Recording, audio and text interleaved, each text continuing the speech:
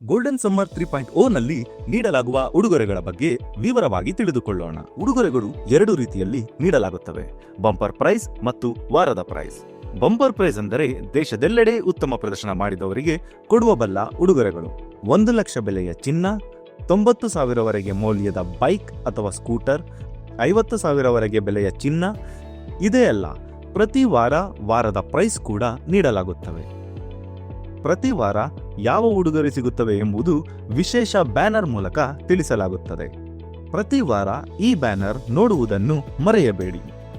ವಾರದ ಪ್ರೈಸ್ ಅಲ್ಲಿ laptop, 3 gram ಮತ್ತು 2 ಗ್ರಾಂ ಚಿನ್ನದ ನಾಣ್ಯ, ಮೊಬೈಲ್ ಫೋನ್, 10,000ವರೆಗೆ ಮೌಲ್ಯದ ಗೃಹೋಪಯೋಗಿ ವೋಚರ್, ಇಂಧನ ವೋಚರ್ ಮತ್ತು ಇನ್ನೂ ಹೆಚ್ಚು ಆಕರ್ಷಕ ಬಹುಮಾನಗಳು.